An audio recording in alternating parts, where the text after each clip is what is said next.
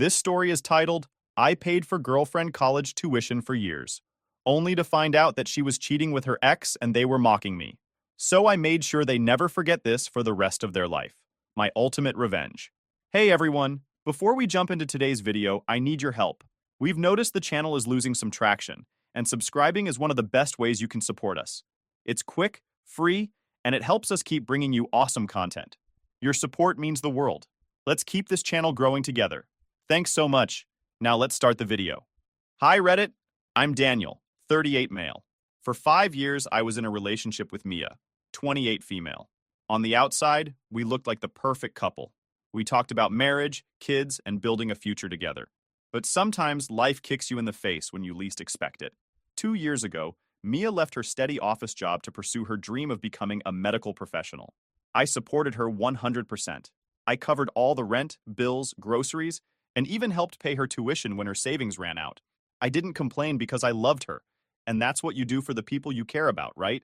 I kept telling myself that every time I worked extra hours or skipped treating myself so she could chase her dream.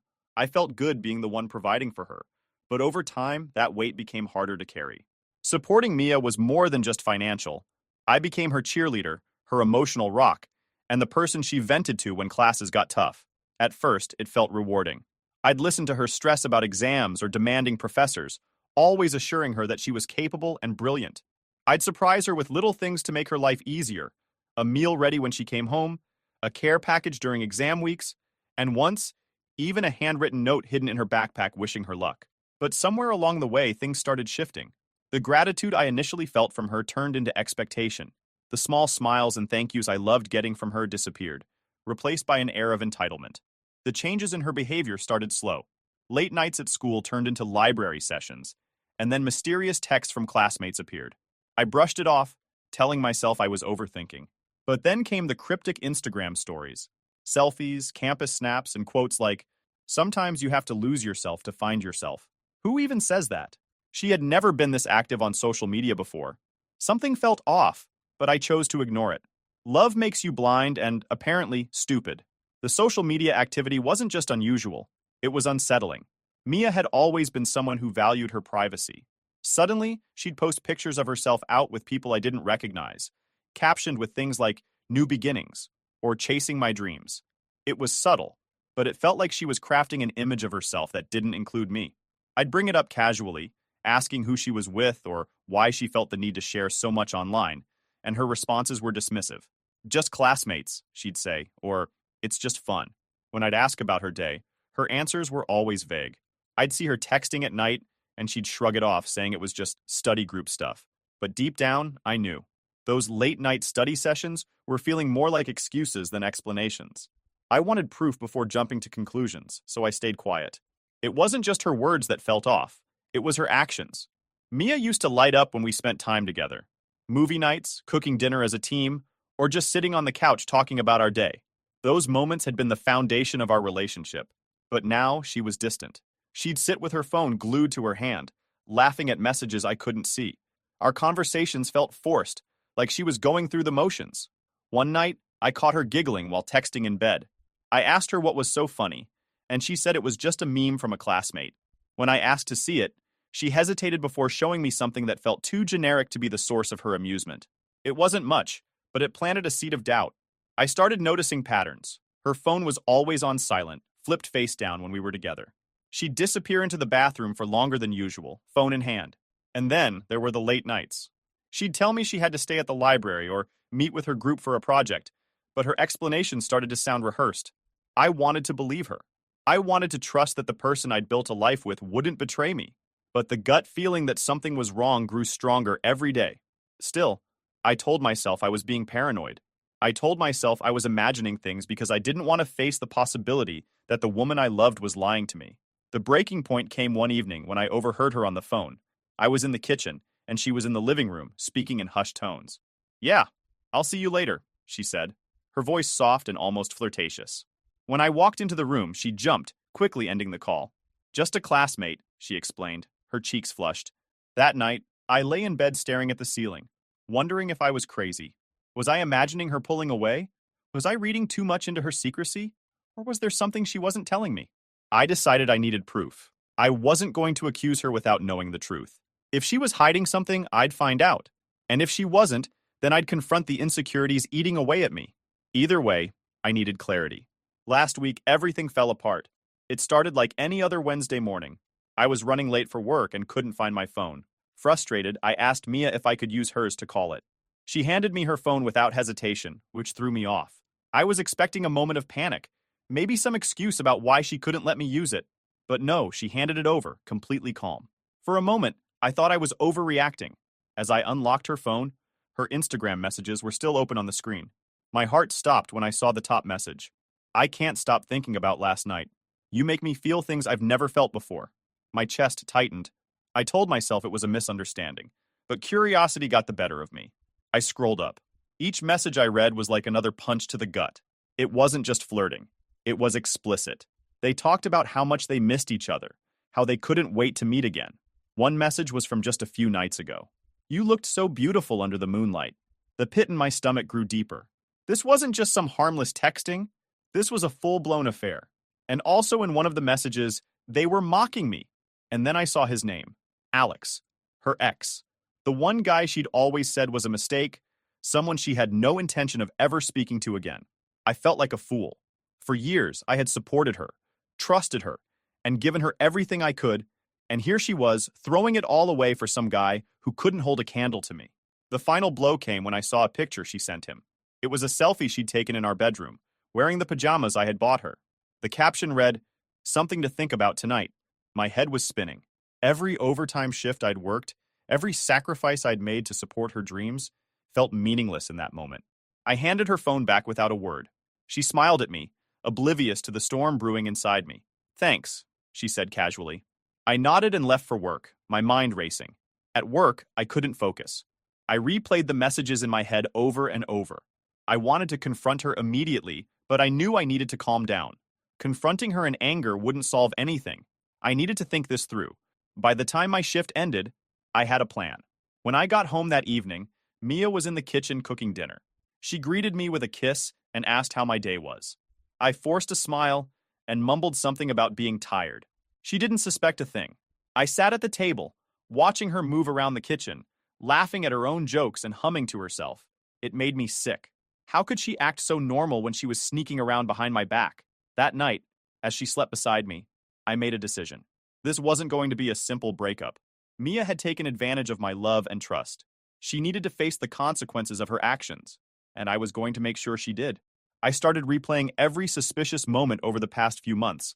The late nights, the dodgy explanations, the secrecy around her phone. It all made sense now. I wanted to rage, to throw her out of my apartment that instant, but I knew that would be too easy. She had betrayed me, disrespected everything I'd done for her, and I wasn't about to let her walk away without facing the fallout. This wasn't just about ending things, it was about reclaiming my dignity. I spent the rest of the night awake, formulating my next move. By morning, I knew exactly what I had to do. The next day, while Mia was out at school, I began packing her things. Every piece of clothing, every book, every little item that belonged to her. It all went into boxes. I wasn't reckless about it. I wanted to make sure she couldn't accuse me of breaking or throwing away her things. By the time I was done, her presence in the apartment had been reduced to a neat stack of boxes by the door. Next, I called a locksmith. I explained the situation, and though the guy on the phone seemed hesitant at first, he agreed to come out the following morning. The locks were going to be changed, and Mia wasn't getting back in without my permission. It felt symbolic, taking control of my space and shutting her out of it entirely. But changing the locks wasn't enough. I needed her to understand the depth of her betrayal.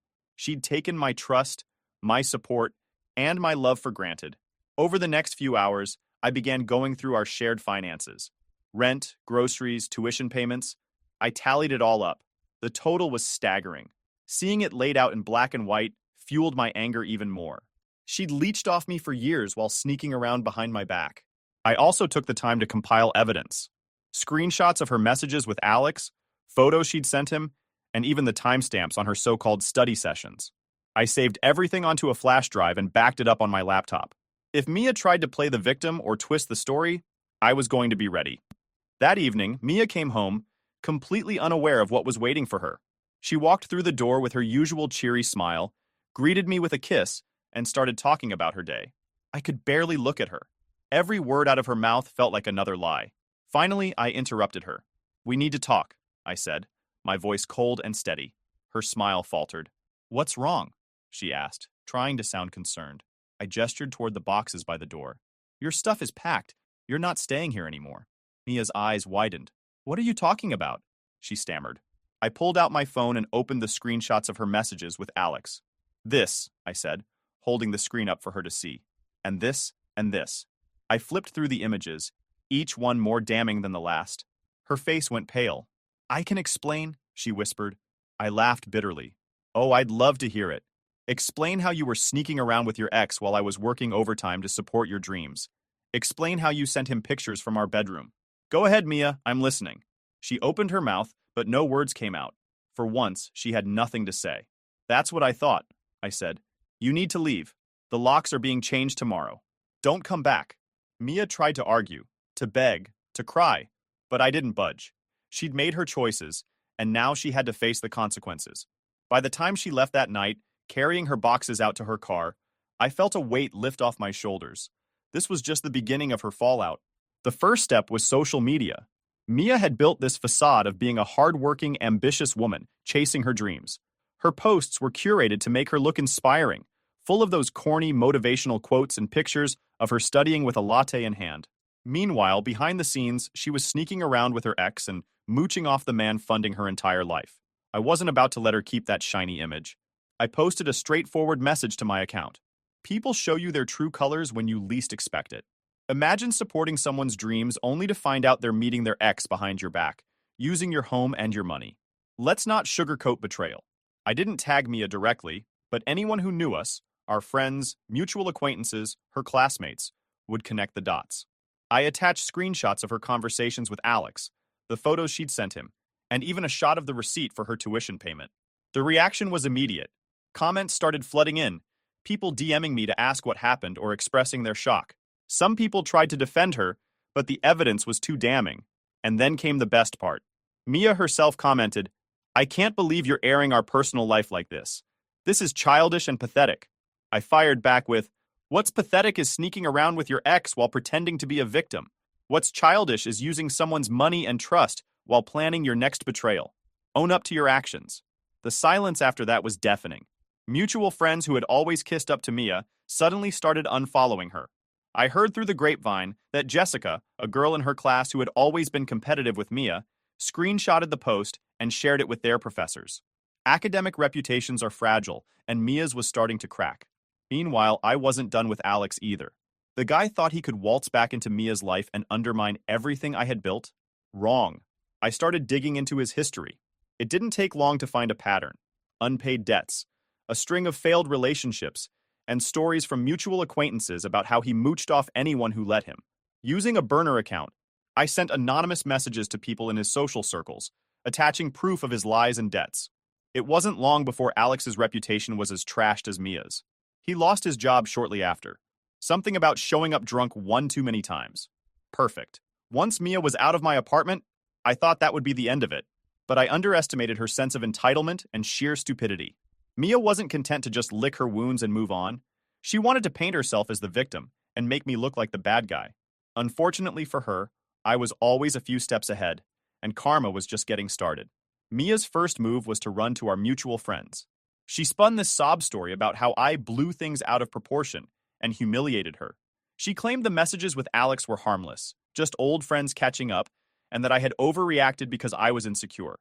For a minute, it seemed like some of our more gullible friends were buying into it. But then I dropped the screenshots. The ones with the timestamps, the explicit messages, and the selfies she'd sent him from our bedroom. That shut down the pity train real fast. "Are you seriously still defending her?" I texted one friend who tried to stay neutral. "Look at the evidence. She was cheating on me while I was paying her bills and supporting her dreams. You think that's okay?" That was the last time I heard from that particular friend. Others, thankfully, sided with me outright. They knew how much I had sacrificed for Mia and how much she had taken advantage of me. Slowly but surely, the truth spread, and Mia's reputation started to crumble. Meanwhile, Mia's actions were having ripple effects beyond just our social circle. Remember Jessica, the competitive classmate who was always gunning for Mia's spot as the teacher's pet? Well, Jessica got wind of what had happened and she wasn't about to let an opportunity like this slip by. She started sharing the story, discreetly at first, but then more openly, among their peers and professors. Suddenly, Mia's academic integrity was being questioned. People started wondering if her success was earned or if she had been manipulating others, just like she had manipulated me. Her classmates began to avoid her, and group project invitations dried up. The professors didn't outright accuse her of anything, but the subtle shift in their attitudes was obvious. Mia, who once thrived on being the star pupil, found herself increasingly isolated. And then there was her family. I didn't have to do much to get them involved. They found out on their own. A mutual friend, likely someone tired of Mia's endless whining, mentioned the situation to her parents. Mia's dad was furious. From what I heard, he confronted her at home, demanding to know if the rumors were true. When she tried to downplay it, he pulled up the screenshots himself. "You've embarrassed yourself and this family," he reportedly told her. "Daniel worked his ass off for you, and this is how you repay him?" Her mom, who had always babied Mia, tried to defend her, but even she couldn't argue with the evidence. They gave her an ultimatum: shape up or find somewhere else to live. Mia, being the stubborn fool she was, decided to leave. She thought she could rely on Alex to pick up the pieces, but she was in for a rude awakening. Turns out Alex wasn't the knight in shining armor she thought he was. After losing his job, thanks to some misunderstandings with his employer that may or may not have involved a burner account and a well-timed tip from me, he was in no position to support anyone. The two of them ended up couch surfing at first, but even that didn't last long. Their friends got tired of the drama and the freeloading, and before long, Mia and Alex found themselves homeless. One evening, I was filling up my car at a gas station when I saw them. They were sitting in a beat-up car parked near the back of the lot, looking absolutely miserable. Mia was scrolling through her phone with a look of frustration, while Alex sat with his head in his hands. They didn't see me at first, but I made sure they did. I strolled past their car on my way to the store, making eye contact with Mia through the window. Her face turned bright red, and she quickly looked away. Alex didn't even lift his head. I didn't say anything, just smirked and kept walking. The sight of them sitting there, broken and defeated, was more satisfying than any words could ever be. After that, I heard bits and pieces about their downfall through mutual acquaintances. Mia was working odd jobs, barely scraping by. Alex had tried to get another job, but his reputation and his drinking problem kept catching up with him. The two of them were constantly fighting, blaming each other for their situation. "She's a nightmare," one of their former friends told me. "All she does is complain about how hard her life is now, like she didn't bring this on herself. Good. Let her stew in the mess she made." Meanwhile, my life was looking up. I'd started going out more, reconnecting with old friends, and focusing on myself. Work was going great, and I even started dating again.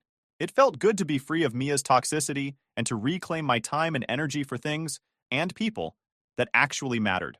One day, I got a call from Mia's younger brother, Eric. He'd always been cool with me, and we'd stayed in touch even after everything went down. "Hey man," he said. "Just wanted to let you know, my parents are still pissed at Mia.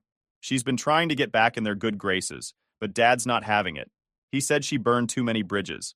I couldn't help but laugh. "Well, maybe she'll finally learn some accountability." Eric chuckled. "Yeah, maybe. Just thought you'd like to know karma's still doing its thing." While I was thriving, Mia and Alex were sinking deeper into their mess. The last I heard, they had been kicked out of the car they were staying in after Alex got into an argument with the owner. Word got around that Alex had finally bailed on Mia, leaving her with no money and nowhere to go. She ended up crashing with a distant relative, someone who didn't know the full extent of her drama. It wasn't long before that arrangement fell apart too. Mia's entitled behavior and constant complaints were too much for anyone to handle. The final blow came when Jessica, her former classmate, shared an anonymous tip with one of their professors about Mia's unethical behavior during group projects. It led to a formal investigation, and while nothing could be definitively proven, the stigma stuck. Mia's dreams of becoming a medical professional were effectively over. No one wanted to work with someone whose reputation was tainted by lies and manipulation. Meanwhile, my relationship with my new girlfriend Emma is growing. She became a constant source of joy and support, and together, we're building a life that's free of drama and toxicity. We have trips planned, new hobbies to explore, and goals to reach together. Being with her reminds me of what a healthy relationship is supposed to feel like. Mia and Alex were nothing more than a distant memory now, a cautionary tale about what happens when you take advantage of the wrong person. As for me, I was finally living the life I deserved, one filled with love, respect, and endless possibilities. And for that, I couldn't have been more grateful. Update. Hi Reddit, it's me again. Just when I thought Mia was finally out of my life for good, she found a way to claw her way back. It had been months since I'd seen or heard from her directly, but I still heard about her downward spiral through mutual acquaintances. Every update only reinforced what I already knew. I dodged a bullet. So, imagine my surprise when one evening, just as I was settling in for a relaxing night, there was a knock at my door.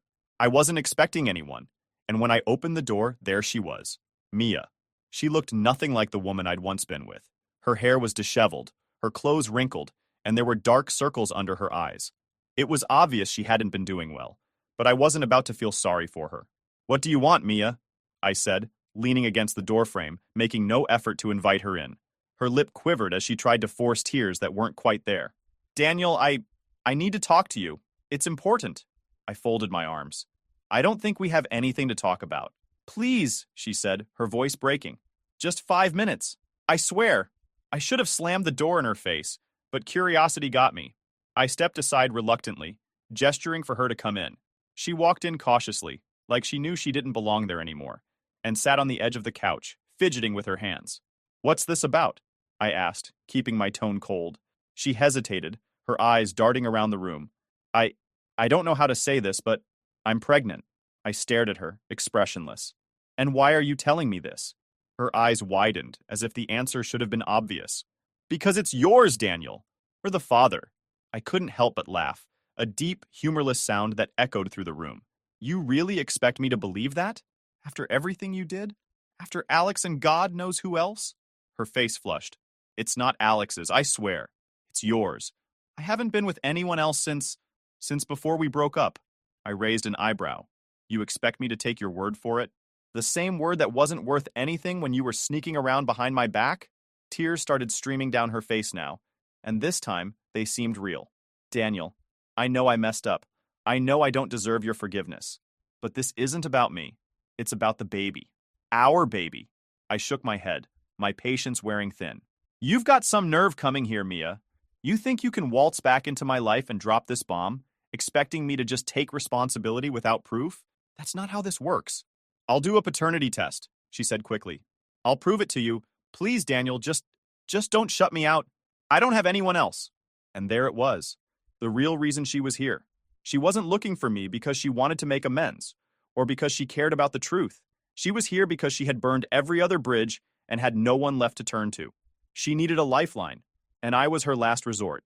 I leaned forward, making sure my voice was calm but firm. "Let me make something clear, Mia. If, and that's a big if, that child is mine, I'll do what's legally required to support them. But that's it. You and I, we're done. Don't think for a second that this changes anything between us." Her shoulders sagged, and for a moment, she looked like she might argue. But then she nodded. "Okay," she whispered. "I understand." "Good," I said, standing up and opening the door. "Now leave." She looked like she wanted to say something else, but she thought better of it and walked out without another word. The next few weeks were a whirlwind. I made arrangements for a paternity test, insisting that everything go through official channels. I wasn't about to let Mia manipulate the situation or take advantage of me again. She complied, probably because she had no other choice. When the results came back, they confirmed what I'd suspected all along. I wasn't the father. I sat in my car outside the testing facility, staring at the paper in my hands, a mix of relief and anger washing over me. She had lied. Again. Whether she genuinely believed I was the father or was just grasping at straws to reel me back in didn't matter. The result was the same. She had tried to use me, and it had backfired spectacularly. I wasted no time confronting her. I called her and told her to meet me at a nearby park, a public place where she couldn't make a scene. When she arrived, I didn't mince words. "It's not mine," I said, holding up the test results. Her face went pale. That's not possible," she stammered. "There must be a mistake." "There's no mistake," I said, my voice icy. "You lied to me, Mia. Again. And this time, you thought you could trap me with a fake pregnancy story. What the hell is wrong with you?" "I wasn't lying," she cried, tears streaming down her face. "I thought it was yours. Swear." "Save it," I snapped. "I don't care what you thought. The fact is, you dragged me into your mess for no reason. Do you have any idea how disgusting that is?" She sobbed, her entire body shaking, but I didn't feel a shred of sympathy. This wasn't about her feelings. This was about her blatant disrespect for me and my life. This is the last time you mess with me, Mia, I said, stepping closer to her. I don't want to see you, hear from you, or even hear your name ever again. You're done. Do you understand me? She nodded, her sobs choking her words. But I didn't wait for a response. I turned and walked away, leaving her standing there in the middle of the park, a broken shell of the woman who had once thought she could control me.